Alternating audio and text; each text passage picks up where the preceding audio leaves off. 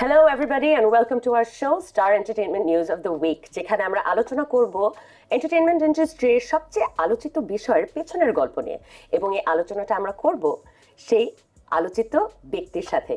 Today we have with us none other than the Mission Extreme's extremely talented Arifin Shubho. Welcome to our show. Thank you very much. Thanks for having me here. So প্রথমে আমরা চলে যাই mission এক্সট্রিমে। So mission এক্সট্রিমের প্রচারণার জন্য you've actually done a rap song, an action rap song, which is probably the first of its kind in Bangladesh. What prompted you to do that kind of promotion? Rap গান কেন? You see, যখনই প্রমোশনের কোনো কিছু হয় তখন everybody look for something new. So we were looking for something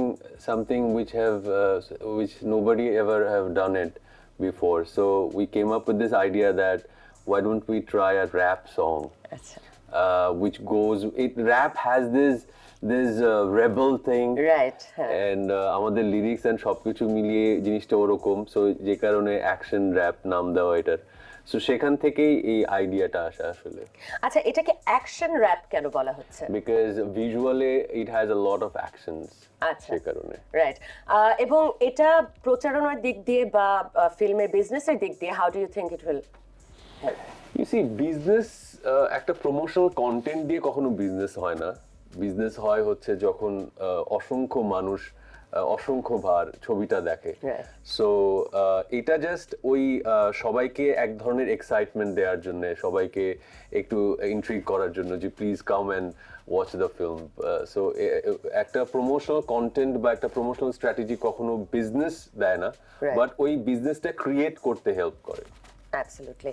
এখন যদি আমরা বলি মিশন এক্সট্রিমের জন্য আপনার যে ফিজিক্যাল ফিটনেসটা দরকার ছিল, as a matter of fact যে কোনো ক্যারেক্টারই আপনি যখন গ্রহণ করেন you go the extra mile.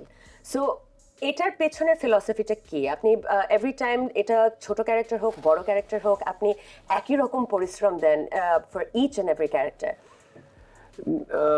না, এটা আসলে অত ভেবে করি না। ওটা একেবারে ইনস্টিংক্টলি করা, ওটা ইম্পালস থেকে চলে আসে।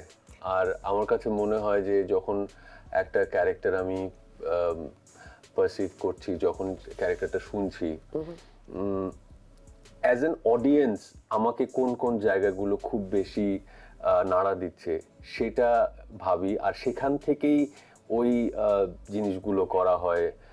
সেটা ফিজিক্যাল অ্যাপিয়ারেন্স হোক, সেটা কোনো স্পেসিফিক ক্যারেক্টারাইজেশন হোক, এই সব কিছু ওইটার পার্ট। অ্যান্ড এটা আসলে অত ভেবে চিন্তে যে করি তা নয়। যখন একটা স্টোরি শুনি আমি মুখিয়ে থাকি একটা ইন্টারেস্টিং ক্যারেক্টার পাওয়ার জন্য, এটা সত্য, কিন্তু ক্যারেক্টার পাবার পরে যা করি সেটা একদমই ন্যাচারাল একটা প্রসেস। এখানে কোনো প্রি ডিসাইডেড কোনো কিছু থাকে না নর্মালি। আচ্ছা, তো এখন Mission Extreme is coming out very soon, কিন্তু তার মধ্যে কিন্তু আবার বঙ্গবন্ধু বায়োপিকের শুটিংটা চলতে থাকবে বাংলাদেশে। সো এখানে there is going to be a big shift in characters for you. বঙ্গবন্ধুর জন্য ওয়াইল ইউর শুটিং, আবার মিশন এক্সট্রিমের প্রমোশনের জন্য কিন্তু আমরা মিশন এক্সট্রিমের শুভকে দেখব। সো এখানে একটা মেন্টাল কনফ্লিক্ট বা ফিজিক্যাল কনফ্লিক্টের কি সম্ভাবনা আছে? না, not really, not at all. Why I tell you, because যারা জানে তো জানে, যারা জানে না তাদের জন্য বলতে পারি আমি যে মিশন এক্সট্রিমে শুট হয়েছে অলমোস্ট 2 বছর আগে। আচ্ছা। এবং এই ফিল্মটা কোভিডের আগে রিলিজ হবার কথা।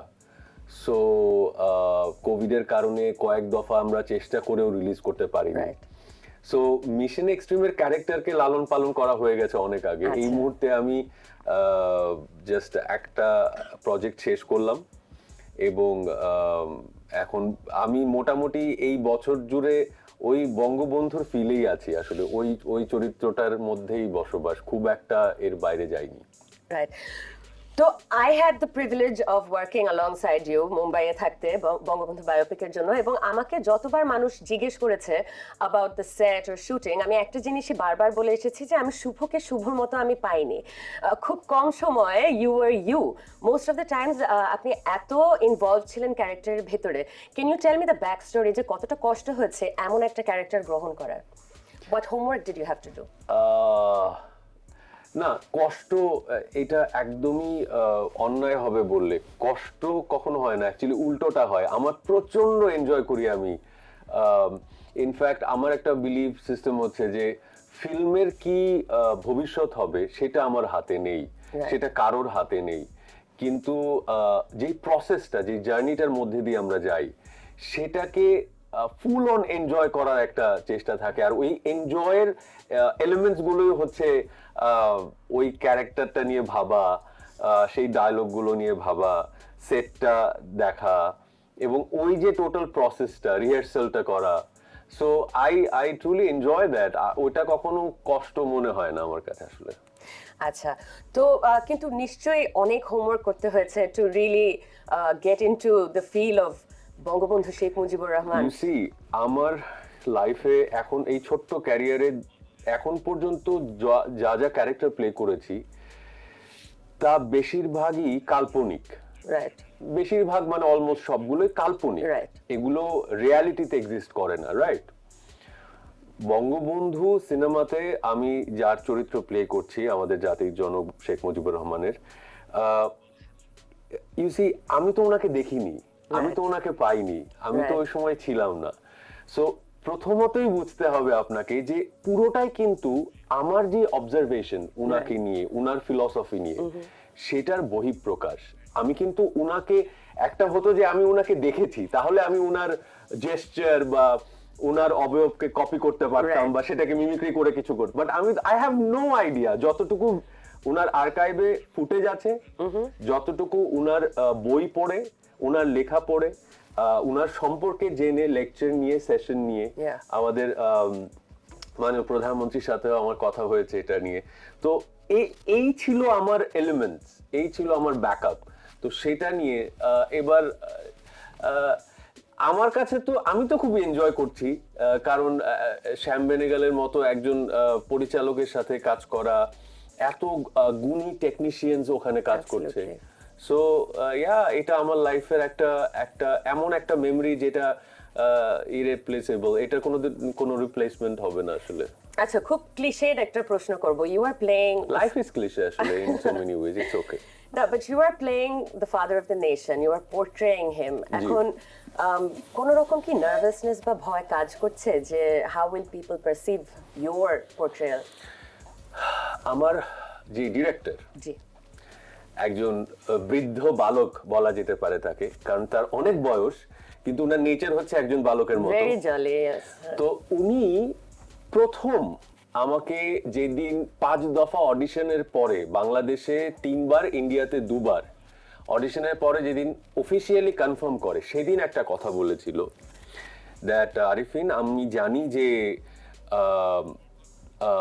আমাদের সবার জন্যই যেই চরিত্রটা নিয়ে আমরা কথা বলছি, এটা খুবই অনেক মানে আমাদের কাছে, অনেক ডেপথ সেই ক্যারেক্টারটা নিয়ে, সেই চরিত্রটা নিয়ে, সেই মানুষটাকে নিয়ে আমাদের অনেক জল্পনা কল্পনা, আমাদের অনেক বুকের গভীরের শ্রদ্ধার একটা জায়গা। কিন্তু যখন তুমি চরিত্রটা প্লে করবে, তুমি যদি ওই এডিশনাল প্রেশারটা নাও, আমার কি হচ্ছে, আমার কি হচ্ছে না, মানুষ কি বলবে, বিকজ তোমাকে বুঝতে হবে উনি একটা লাইন বলে আমার সকল সংশয় দূর করে দিয়েছিলেন।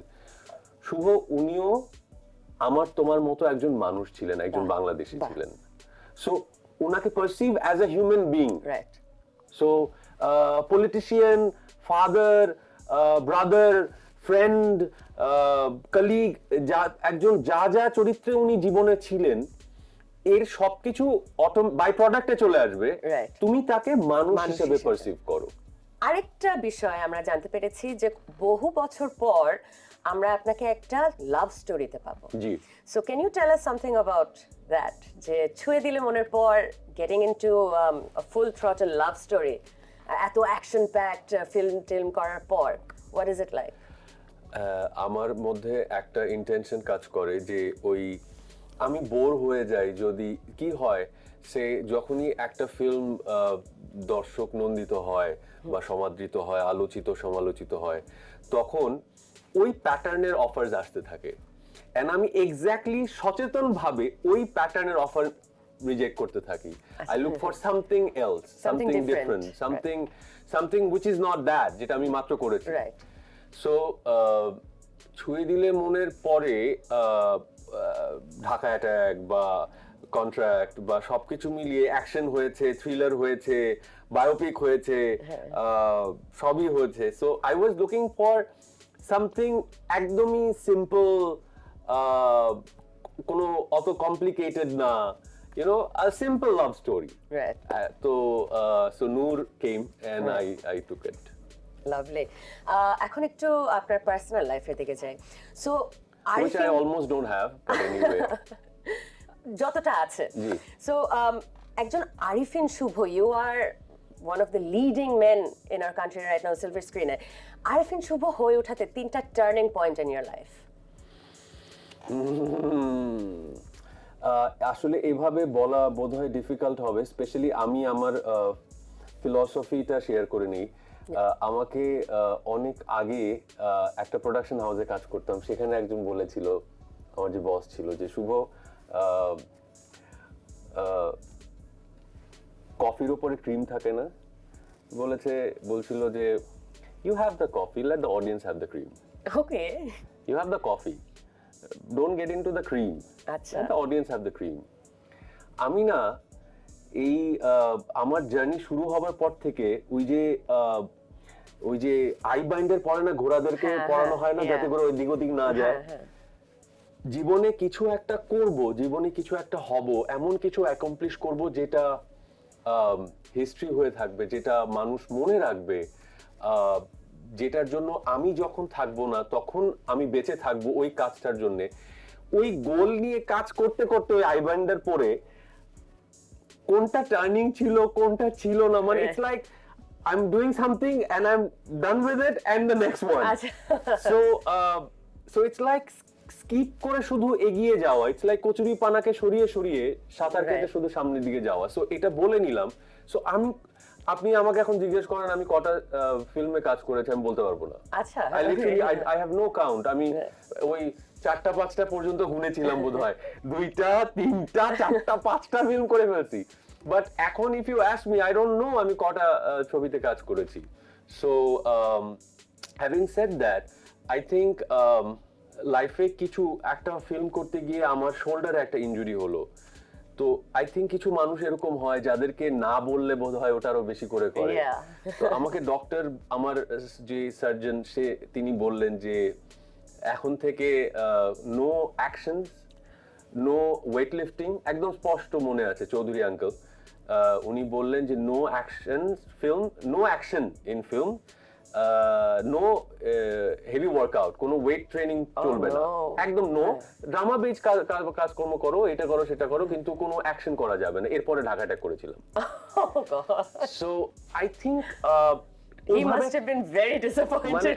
আমি জানি না, আমার কাছে রিজেকশন গুলো লাইফের টিল ডেট এই মুহূর্ত পর্যন্ত ব্লেসিং মনে হয়। আমার মনে হয় আরো দূর আগাতে সাহায্য করে। এক্স্যাক্টলি আমার কাছে মনে হয় যে যদি আমার লাইফে রিজেকশন না থাকতো, আমি এখানে আসার প্রশ্নই আসে না। মানে যদি খুব সহজে পেয়ে যেতাম, মিশন এক্সট্রিমের ট্রেনিং এর সময় আমার লেফট অ্যাঙ্কেলে যে ইনজুরি হলো, মোটামুটি 2 বছরের মাথায় এটুকু কনফার্ম এটা আমাকে লাইফ লং ক্যারি করতে হবে। অগ্নি ফিল্মে যে শোল্ডারে সার্জারির কথা, ইনজুরির কথা বললাম, so I have a huge scar here and এটা লাইফ লং থাকবে। এন্ড সারা শরীরে তো আরো অসংখ্য ইনজুরিজ। এটা হচ্ছে ফিজিক্যাল এন্ড মেন্টালি যে রিজেকশনস আমি নিয়েছি, আই ফিল যে somehow end of the day সবসময় নিজের বিলিফটাতে স্টিক থেকেছি বলে no one to blame. I think right hook, wrong hook, I always believed what my heart says and I followed it. So আমি ওভাবে turning বলতে পারবো না, তবে every rejection was my turning actually. Rejection এসছে তো এরপরে আরো ডাবল গতিতে আমি গিয়েছি। That's lovely. But your journey from Mymensingh to Mumbai, অনেক স্ট্রাগল থাকার কথা। একদমই ময়মনসিংহ টু মুম্বাই ছিল না, ময়মনসিংহ এর মাঝখানে আরো বহু জায়গা ছিল। হ্যাঁ, তো অনেকগুলো স্টপেজ মিলিয়ে আপনি মুম্বাই পর্যন্ত পৌঁছেছেন। স্ট্রাগলের বিষয় যদি আমরা বলি, যে স্ট্রাগল কতটুকু করতে হয়েছে এবং পাশে কে সবচেয়ে বেশি দাঁড়িয়েছিল?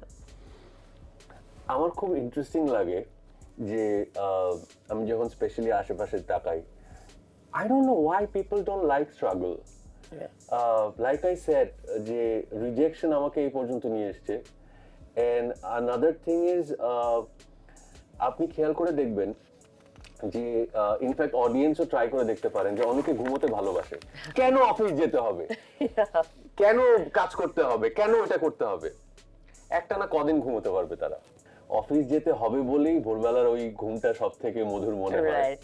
অফিস যেতে না হলে শুক্রবারে কিন্তু তখন বিরক্ত লাগবে যে you know so কোথাও যাচ্ছি না কেন কিছু the করছি না same কেন। thing the same thing goes on with life যে struggle keeps you alive actually if you don't have any struggle if you don't have any crisis in your life then আপনার life অনেক boring right you know if you আপনার যদি ওই ups and downs না থাকে and অনেকেরই ধারণা যে আমার লাইফের এখন কোনো স্ট্রাগল নেই but the truth is every moment I make sure I have struggle আচ্ছা I, okay I make sure to I push have you further. yes not to push me further to feel that I'm alive আচ্ছা I'm struggling means I'm alive Alive. I'm not struggling means I'm dead right Yeah. তো এই struggle গুলোর সময় যদি আমরা এই struggle গুলোর মুহূর্তগুলো মনে করি তাহলে কার কম্প্যানিয়নশিপটা সবচেয়ে বেশি জরুরি ছিল বা হেল্প আমার ইউ মনে গো হয় থ্রু না ইট অল একজনকে এই ক্রেডিট দিতে পারবো স্পেশালি আমার ফ্রেন্ডসরা আচ্ছা আই মাস্ট সে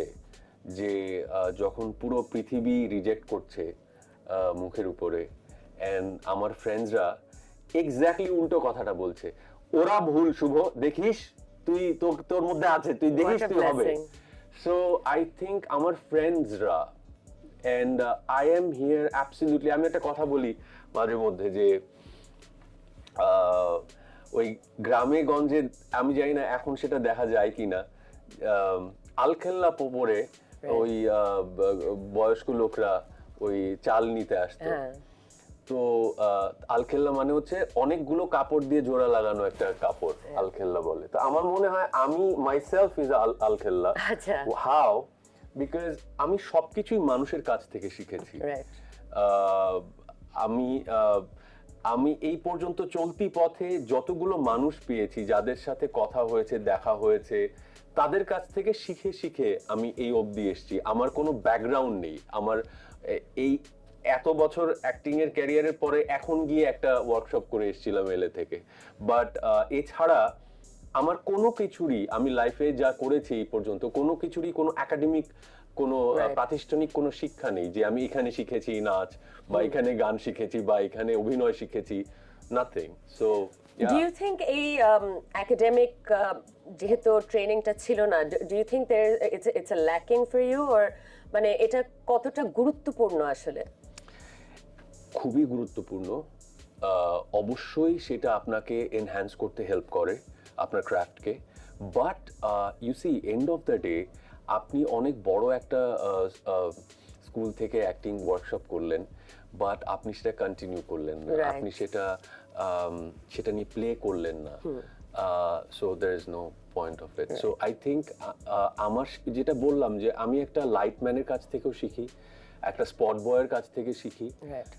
একটা স্পট বয় মাঝে মধ্যে বলে দেয় আমাকে যে দূর ভাই এই এক্সপ্রেশনটা হয় না আসলে এন্ড অ্যাকচুয়ালি পরে গিয়ে মনে হয় হ্যাঁ actually he was right he too is a viewer তো হ্যাঁ he was right so I feel যে having that perceptions within you that the moment you feel that I know everything you're ruined exactly the moment you feel that I know I can do this obviously I can do this but still you have this dilemma and this confusion it's good Right.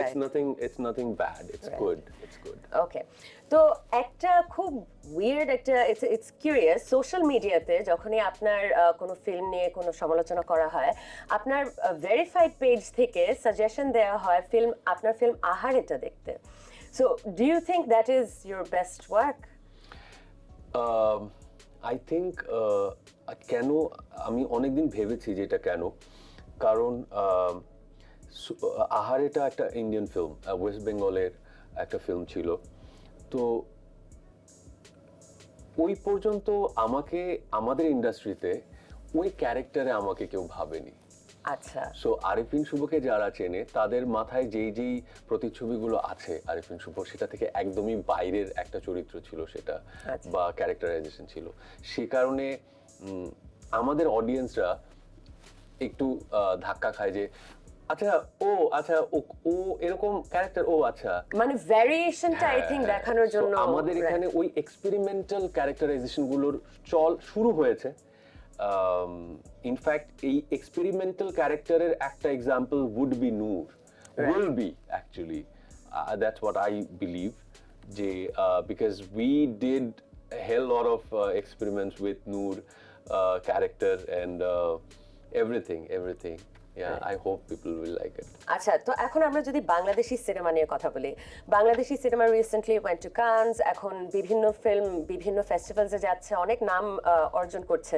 তো বাংলাদেশি সিনেমার সুদিন কি নতুন করে ফিরে আসছে, আপনার কি মনে হচ্ছে? ইনশাআল্লাহ, আমি তো সেটা বিশ্বাস করি, বিকজ সেই বিশ্বাস থেকেই তো আসলে খেয়ে না খেয়ে পড়ে আছি। আমাদের সিনেমা অলরেডি তো অনেকে পাগল ডাকছে, কারণ আমাদের একটা সিনেমা শুট করতে লাগে, সে একটা রেগুলার ফিল্মে শুট করতেছে কতদিন লাগে, 35 ডেজ।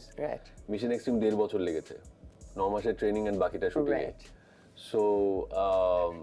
সো ন্যাচারালি বঙ্গবন্ধুতে পুরো এই বছরটা বেরিয়ে যাচ্ছে, মাঝখানে শুধু নূরে শুট করলাম। সো আই ট্রুলি বিলিভ যে একেবারে মানে যেহেতু আমরা একদম তলানিতে চলে এসেছি তো ফিল্মের, আমি বিশ্বাস করি একদম নতুন চারা থেকে একটা নতুন গাছ আমরা পাবো ভেরি সুন ইনশাআল্লাহ। ইনশাআল্লাহ। মুম্বাইয়ে কাজ করে এসেছেন, এন্ড ওইটা ওখানকার আবহাওয়া সবকিছুর একটা ফিল পেয়ে গিয়েছেন। বলিউডে কাজ করার কোনো চিন্তা ভাবনা করছেন কি? আগে আমাদের ঢাকার ফিল্মে কাজ করি। আচ্ছা, right. But say if you get an offer with a good character, would you go for it? Why not? এখন গ্লোবাল ভিলেজের সময়, এখন কোনো স্পেশালি আর্টিস্টের কোনো বর্ডার হয় না। সো আপনার যদি ল্যাঙ্গুয়েজ অ্যাবিলিটি থাকে, আপনার যদি ক্যারেক্টার স্যুট করে, আপনার যদি মনে হয় যে why not? Okay. Lastly, would you give a message to your fans? সবসময় যা বলি যে আমরা চেষ্টা করছি আমাদের সিনেমা নিয়ে, যারা অনেকেই বলেন যে ভালো সিনেমা হয় না, এর জন্য হলে যাই না। কোভিডের এই লম্বা গ্যাপের পরে আমি একটা কথাই বলবো, এই হাহাকার থেকে বের হওয়ার জন্য যাদের ইচ্ছে করে তারা মিশন এক্সট্রিম দেখতে যাবেন। 3রা ডিসেম্বর রিলিজ হচ্ছে আমাদের ছবি মিশন এক্সট্রিম। এবং আমি শুধু এটুকু বলতে পারি যে আপনি এরকম সিনেমা আমাদের ইন্ডাস্ট্রিতে আগে কখনো দেখেননি। So yeah, go and watch it. That's great. Thank you so much আজকে আমাদেরকে সময় দেওয়ার জন্য। Thank you so much for having me. The daily star আরো মজার ভিডিওস পাওয়ার জন্য এই চ্যানেল সাবস্ক্রাইব করে বেল আইকনটি চাপুন, লাইক করুন, শেয়ার করুন, সঙ্গে থাকুন। Star Entertainment News of the week will be back with more exciting news and celebrities. Stay with us.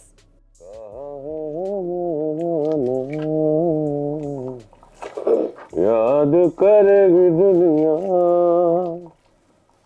तेरा मेरा अफसाना।